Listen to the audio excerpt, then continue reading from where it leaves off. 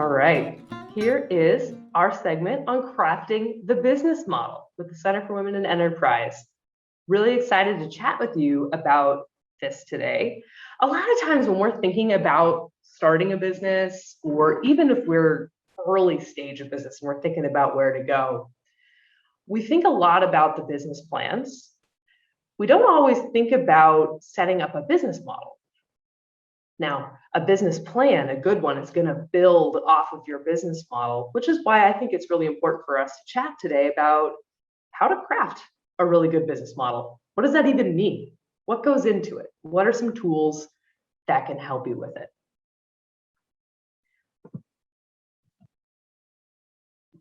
Those of you who decide, if you do, to keep chatting with me after our time together today, you will hear me tease myself a lot for the things that I learned with my coffee shop. This one right here was a big one. I had operated coffee shops for years. That's how I put myself through school, and then I had my own for a few years. And the fallacy that I that I got into when I started my own was, I know how to do this. I've worked with them. How hard can it be, right? So I just started it, right? Because why not? I had never heard of a business plan. I didn't know what a business model was. I just knew, open it, make your sales, close it, promote it while you're there, right? I learned a lot of things, several expensive lessons that I could have avoided if I would have spent some time early on developing my business model and then using that to build out a full-on business plan for how I plan to operate my first few years. We don't have time today to get into the business plan. However, there are several resource partners out there that can help you with writing a business plan if and when you decide to go there. The CWE is one, certainly also SCORE, SBDCs. Remember, we're all one big happy family. We work together, so feel free to reach out to any or multiple of us.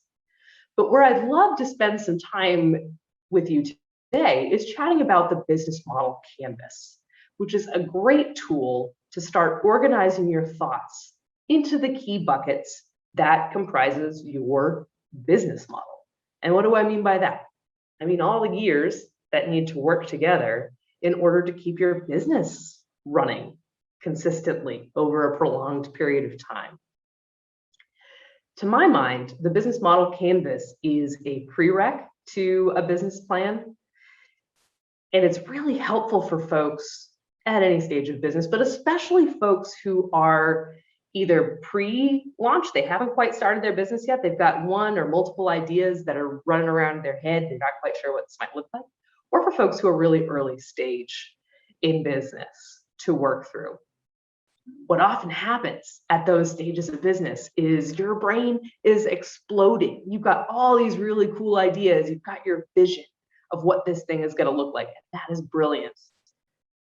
What's helpful is to take all of those ideas out of your head and put it on paper so that you can start organizing what goes where, how do all of those cogs fit together in order to make a business with regular, consistent operations, all that jazz.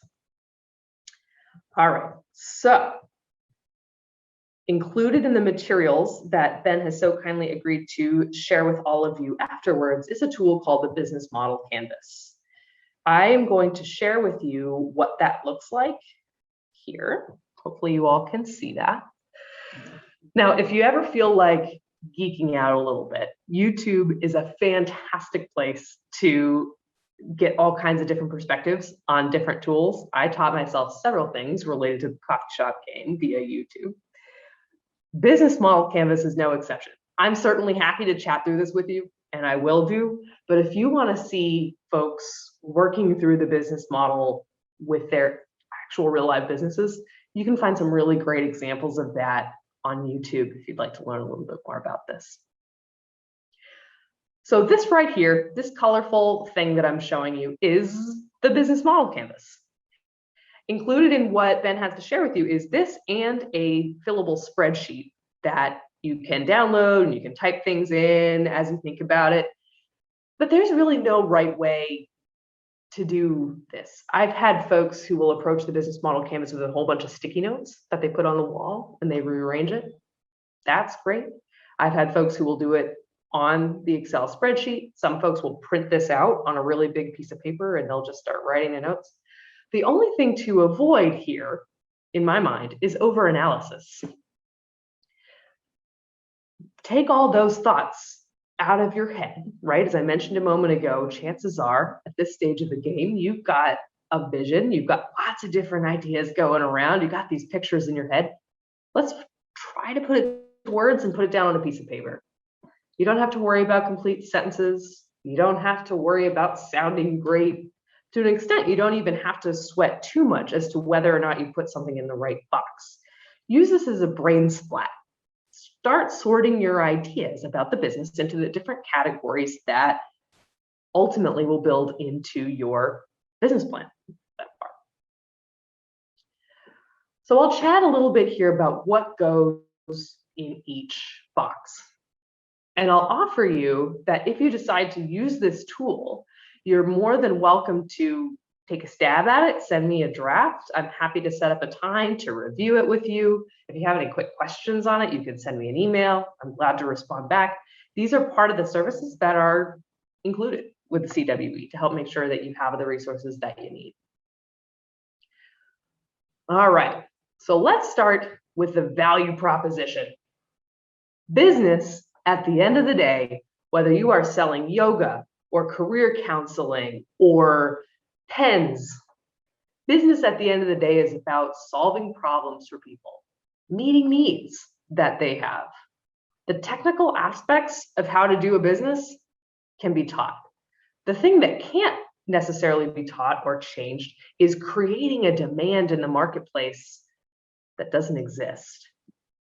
So your challenge is to think about your business as a need that you're filling that either isn't already currently being met or that you're going to come in and do better than the other guy such that you have a sufficient value to offer them.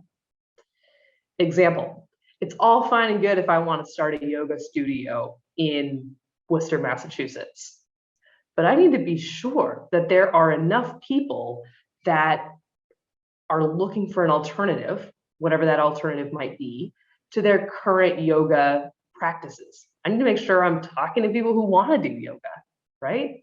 I need to make sure that the way that I'm doing yoga meets some sort of need that's not there. That could be a geography, that could be a style, that could be a price point, it could be any number of things. That difference between you and the next best alternative is your value proposition. And that is at the core of any business model. It needs to drive everything that you do. What is the difference between you and the next best alternative? What is that secret sauce that you can bring in that other folks can't or aren't for whatever reason? So in this green box, when you're working through this, you are identifying those things that set you apart from the existing alternatives to whatever that need is you're trying to come in and fill. All right. The next bit is that customer segments box. We know already from the value proposition that you're trying to solve a problem, right? Well, now we need to know for whom you're solving that problem. There are very few entities like Amazon out there that are effectively everything to everybody, right? Not a very common thing. Even Amazon isn't everything to everybody. So you want to get really clear about not only what the difference is between you and the next best alternative, what that problem is you're solving that's not being met already. Who is it that has that need? Who is it that has an unmet need in the community that you're going to come in and serve? That's your customer segment. You'll hear folks talk about this a lot also as a target audience. We're talking about your best customer, right? We're talking about the folks, if we stick with the yoga example for a moment, the folks who are already really into yoga. It is not a high return on investment for any business owner to try to convert folks into being into yoga. Much better bet for them to figure out who is already really jazzed about yoga, maybe just wants a studio in a different place, maybe wants a larger studio, maybe wants different offerings that aren't currently there. whatever that might be. Who is that person? What's their profile? Now, you cannot get too specific here. Depending on what you're trying to sell, you may or may not be able to get all of these questions answered. But basically, your goal with that customer segments box is to be able to describe your target audience as if you were talking about your best friend. We're talking the typical gender. We're talking the typical age, typical occupation, which can tell you a lot about what they can afford, right? Ultimately, you're going to need to set prices, things like that. You want to know their geography. How far are they willing to travel for X? If you're in the online space, how do you need to connect with them online? What matters to them? What is that thing that's going to pull them to your business versus all the alternatives that are out there? So that's your customer segment box. Who are they and where are they? If and when you get to the point of business planning, the other part of this becomes a mathematical equation where you're going to try to figure out how many people fit that profile in whatever area you're targeting. And you'll lay that over with everyone else who's trying to market to that same group to try to figure out how big of a piece of that pie can you reasonably get. Don't worry about answering all these questions now, right? This is why I call this a prereq to the business plan. Organize your ideas, send it to me. Let's start thinking through this. This can help you to figure out whether or not your business is going to have legs. Okay. From here, we'll move over to customer relationships. Every business is going to need to retain its current customer base and keep more customers coming. So this is your opportunity to think about how you're maintaining those relationships with customers. How are you incentivizing them to send all their friends? What does that look like? How are you communicating with them on an ongoing basis? Which brings us right down into the channels box, which is also all about communication, but from a different angle. We're talking about how are they going to find out about you?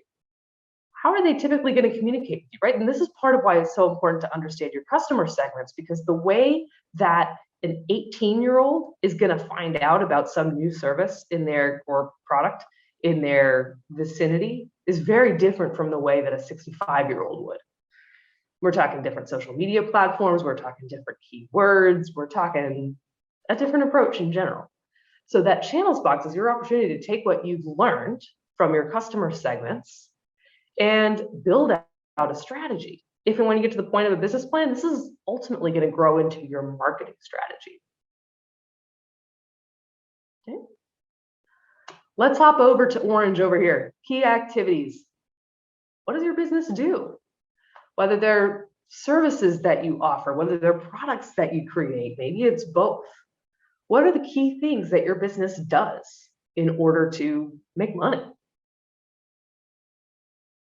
What are the resources, that darker orange, light red, I don't know what that is, that key resources box? What do you need to have in order to be able to do your activities? For some folks, that might be a physical space. It might be inventory. It might be human capital, people that you have on your team. What do you need in order to do the business? So then we'll move over to key partners. These are folks, other organizations or other people that you work with, not necessarily within your company, other organizations or people that you work with in order to make the business happen. A lot of times these are your vendors. If you're purchasing things, these could be complementary businesses. If you have someone, for example, who has a business in brick masonry, they may be close partners with a general contractor. Even if they're not under the same umbrella, they complement each other well, they can cross-promote, cross-refer. So who are those other entities or individuals that can help you to be successful and or who are involved in the activities that you're doing, right? And then that brings us down to these last two, cost structure and revenue streams. Money in, money out. Businesses need to cover several costs, including commonly forgotten items like your salary or your payroll. And by your salary, I mean you, the business owner. People forget a lot of times to plan to pay themselves. A lot of business owners, it's true, don't take their salary in the first couple of years because the business isn't making enough money yet, right? But you need to know how much you as a human ultimately need to earn from this business so that you can make sure that you're setting your prices appropriately. Otherwise, you have to do a huge price increase later. So this is your opportunity to start mapping out all the things that the business is ultimately going to be responsible for: payroll, rent, insurance, legal liability. Just start brain splatting here. And remember, you don't have to necessarily get this perfect right off the bat. You can draft it, you can send it to me, and you can think through it. But this is a really great first tool to be thinking about what this business is going to be responsible for, which will be really helpful when you get to the point of price setting, seeing if it's something that your customers can afford in great enough volumes to make the math work. Is this business going to have legs? And lastly, how do you earn money? Do you have subscriptions? Do you make retail sales? Do you have it online? What are all the different ways that money can come into your business? All right, and that right there is the end of our segment on crafting your business model. So I'm going to pause for a few moments, head back over to my slide deck while we conclude this segment and go into the third one.